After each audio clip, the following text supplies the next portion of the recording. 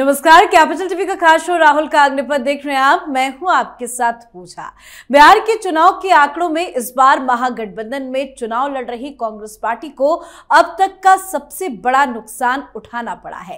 कांग्रेस के उम्मीदवार केवल 6 सीटें ही जीतने में कामयाब रहे और इसका ठीकरा किसी और पर नहीं, राहुल गांधी पर ही फूट रहा है।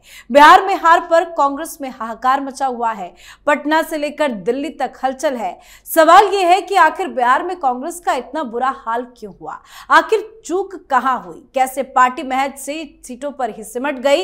इन सभी सवालों के जवाब तलाशने की कोशिश में आज मल्लिकार्जुन खड़गे के घर पर एक अहम बैठक भी हुई। इस बैठक में राहुल गांधी भी पहुंचे।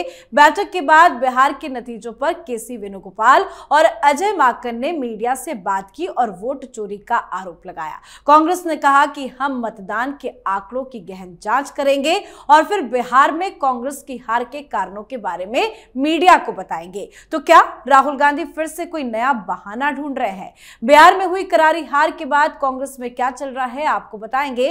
पर हलचल सिर्फ पटना या दिल्ली में नहीं है, अब कर्नाटक में भी बवाल बढ़ता दिख रहा है। पार्टी के अंदर तो बवाल है ही, साथ ही डीके शिव कुमार तो बिहार चुनाव नतीजों के बाद कांग्रेस और इंडिया गठबंधन के लिए नई रणनीति की जरूरत को महसूस कर रहे हैं। तो आज इन्हीं तमाम मुद्दों पे चर्चा करेंगे। मेरे साथ स्टूडियो में मौजूद है कैपिटल टीवी के एग्जीक्यूटिव एडिटर राजीव जी। सर, आपका बहुत बहुत स्वागत है। बिहार में जो कांग्रेस को करारी हार मिली, आज उसको लेकर मीटिंग हुई। मीटिंग में क्या कुछ हुआ सर?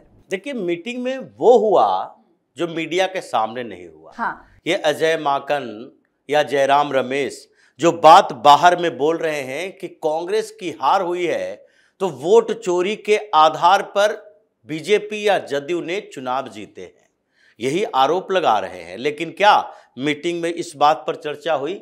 मीटिंग में इस बात पर चर्चा केवल 5 मिनट के लिए हुई, लेकिन ज्यादातर चर्चा बिहार सेंट्रिक थी कि आखिर बिहार में ऐसा हुआ क्यों। और उसी सवाल का जवाब ये लोग ढूंढ रहे थे, क्योंकि वोट चोरी के आरोप के लिए तो 2-4 मिनट काफी है।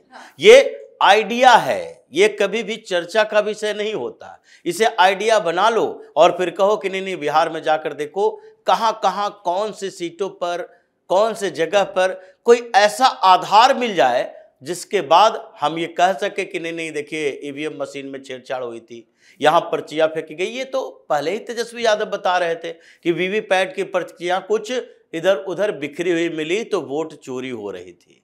स्ट्रांग रूम में सीसीटीवी कैमरे बंद हो गए थे क्योंकि वोट चोरी हो रही थी। यह आरोप तो परिणाम आने से पहले ही तेजस्वी लगा रहे थे, कांग्रेस वाले भी लगा रहे थे, तो इसके ऊपर चर्चा किस बात की होगी। लेकिन चर्चा अंदर में हुई और बात यहां तक चली कि हमें एजेंडे पर काम करना पड़ेगा। मुद्दा जो कि पीपल सेंट्रिक हो, मुद्दा वो नहीं जो मेरे मन को भाए। ये मेरे मन को भाने वाला मुद्दा नहीं, वो मुद्दा होना चाहिए जो लोगों के मन के भाए, लोग जिससे सोच सके कि नहीं हमारे लिए ही बात कर रहा है। जब आप वोट चोरी का आरोप लगाते हो तो लोग ये सोचने पर मजबूर होते हैं कि ये हमारे लिए नहीं है, ये तो अपने लिए बात कर रहा है। वोट चोरी के आधार पर चुनाव जीत रही है भारतीय जनता पार्टी। अगर चुनाव भारतीय जनता पार्टी हार जाती है तो वोट चोरी के आधार पर कौन जीतेगा? अगर भारतीय जनता पार्टी चुनाव हारती है, कांग्रेस चुनाव जीत जाती है, तो फिर कांग्रेस के नेता मुख्यमंत्री प्रधानमंत्री बनेंगे। लोगों के लिए क्या आप बात कर रहे हो? आप एक मुद्दा आइडिया निकाल लिए कि देखो ये लोग चोर हैं, साबित तो यही करना चाहते, और चोर में वोट चोरी करते हैं, तो ये पीपल सेंट्रिक मुद्दा नहीं है। आप अगर चुनाव आयोग पर हमला करते हो, ये पीपल सेंट्रिक मुद्दा नहीं है।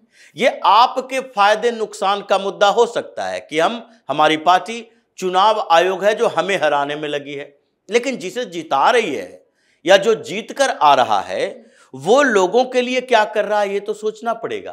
तो ये पीपल सेंट्रिक मुद्दों पर चर्चा हुई कि देखिए ये चुनाव तो एक तरफा रहा है, इसमें कांग्रेस की बड़ी गलती नहीं है। ये अंदर चर्चा की जो बात हो रही थी उसमें यही कहा गया कि कांग्रेस की बड़ी गलती नहीं है। हालांकि राहुल गांधी अपने बारे में सोच सकते हैं या फिर कांग्रेस नेतृत्व सोच सकती है कि नहीं हमारी भी भूमिका थी, लेकिन बिहार के अंदर जो सुनामी चल रही थी, जो तरीके चल रहे थे, उसमें कांग्रेस केंद्र में थी ही नहीं।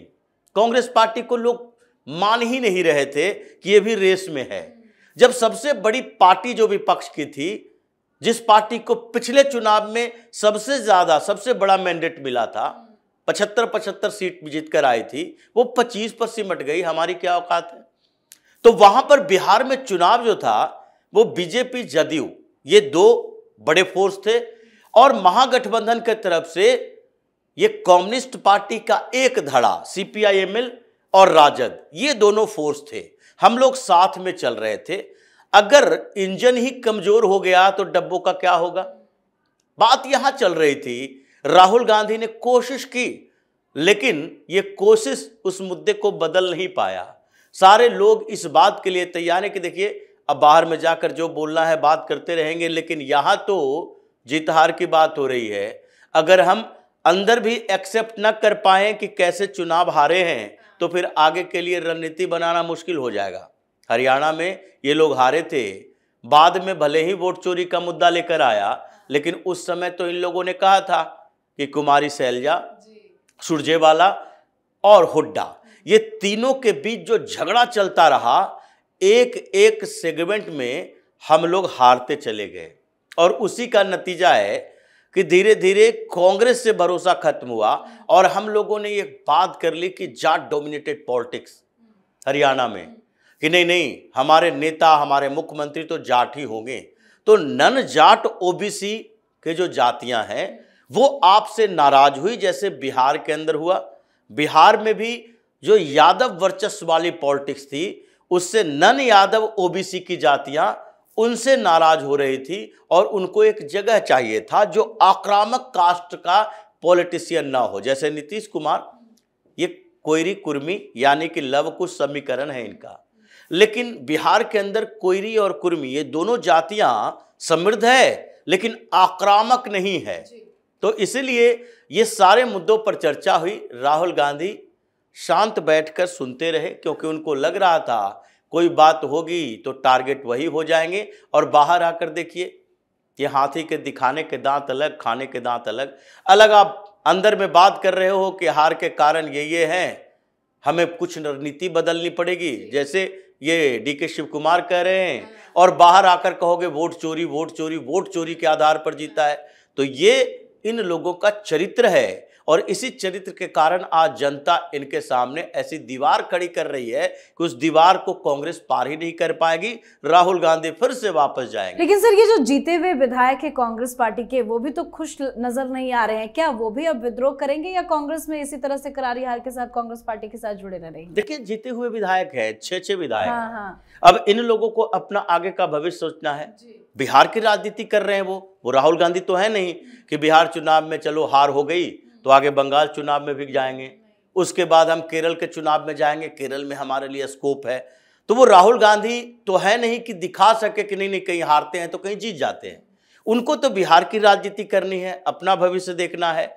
और जिस जगह पर कांग्रेस के लिए थोड़ी उम्मीद थी, पिछले चुनाव में 19 सीटें जीत कर आई थी, उससे पहले कांग्रेस वहां पर सरकार बनाने वाली पार्टी हुआ करती थी। इतने मुख्यमंत्री हुए, जगन्नाथ मिश्रा के बाद धीरे धीरे कांग्रेस और गिरती गई।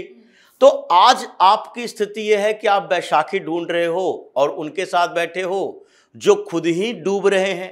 तो ऐसी स्थिति में उनके नेता भी ये तलाश कर रहे हैं कि अब ज्यादा दिन नहीं कांग्रेस के अंदर रहना है, तो फिर बिहार से बाहर के राजनेता सोचे। बिहार के अंदर पॉलिटिकल धुरी जो है वो या तो राजद होगी या जदयू होगी, या तीसरे स्तर पर अकेली पार्टी के तौर पर बीजेपी होगी। कि कभी भी बीजेपी की अकेली सरकार बनती है तो उसके इर्द गिर्द राजनीति फिर अगले 15-20 सालों तक चलेगी। जैसे पिछले 20 साल से नीतीश कुमार के इर्द गिर्द बिहार की राजनीति चल रही है। उनके पास रहें या उनसे अलग रहें, यानी कि उनके साथ रहने वाले चाहे बीजेपी रहें या उनके साथ रहने वाले आरजेडी रहें। जब आरजेडी साथ है तो फिर बीजेपी अलग है। तो ये जो राजनीति की धुरी बदल रही है उसमें कांग्रेस कहीं दिखाई नहीं पड़ रही, तो ये सब भी भागने के चक्कर में है। बिल्कुल सर, जिस तरह से डीके शिव कुमार का बयान आया कि रणनीति बदलनी चाहिए, अब क्या खुद अपने लिए वो इस चीज को एप्लीकेबल करेंगे? क्योंकि कर्नाटक में भी तो जबरदस्त विद्रोह है कांग्रेस पार्टी के अंदर। क्या डीके शिव कुमार भी अपनी रणनीति अब बदलेंगे? देखिए, वो तो बदल चुके हैं। हाँ। रणनीति उन्होंने बना ली है। यही 15 तारीख को सिद्धारमैया के राहुल गांधी से मुलाकात होनी थी। अब समय मांग रहे थे, मुलाकात हुई कि नहीं हुई ये ज़्यादा चर्चा नहीं है, लेकिन डीके शिव कुमार ने कह दिया था 15 नवंबर, 28 नवंबर तक आपके पास समय है। तो दोनों खेमा एक्टिव है दिल्ली दरबार में आने के लिए कि फाइनल डिसीजन बताओ। आपकी रणनीति से बिहार चुनाव में हारने के बाद और स्थिति खराब हो गई कांग्रेस की। लोग सोचने पर मजबूर हो रहे हैं कांग्रेस पार्टी के नेता कि अब आगे क्या करें। अब ऐसे कमजोर स्थिति में जब दबाव बनता है तो समस्याएं पैदा होती है। इसीलिए यह नवंबर का महीना बड़ी क्रूशियल है राहुल गांधी के लिए। और आगे दिसंबर में तो ऐसे भी ये क्रिसमस मनाने की तैयारी करेंगे, बाहर जाएंगे, लेकिन नवंबर के महीने में बिहार में स्थिति ऐसी कमजोर हुई, सबसे लोएस्ट पोजीशन पर, आगे 0-0 की संख्या होगी, 6 भी भाग जाएंगे। और दूसरी तरफ उधर कर्नाटक के अंदर नवंबर के लास्ट तक वहां सरकार बदलेगी या फिर नेतृत्व बदलेगा, ये डिसाइड राहुल गांधी को करना है। जी, बहुत बहुत धन्यवाद सर समझाने के लिए। तो बिहार में हार की वजहों पर कांग्रेस अब मंथन करने में जुट गई है। कांग्रेस चीफ मल्लिकार्जुन खड़गे के आवास पर कांग्रेस की आज अहम बैठक हुई। इस बैठक में राहुल गांधी भी मौजूद रहे। अब कांग्रेस चुनाव आयोग पर आरोप लगा रही है, वोट चोरी का राग अलाप रही है, पर बड़ी बात यह है कि जितने जीते हुए विधायक कांग्रेस पार्टी के हैं वो भी खुश नजर नहीं आ रहे हैं। बड़ा विस्फोट कांग्रेस बिहार में हो सकता है और कर्नाटक में तो बवाल है ही। तो आप भी अपनी राय कमेंट करके लिखिएगा। देखते रहिए कैपिटल टीवी। नमस्कार।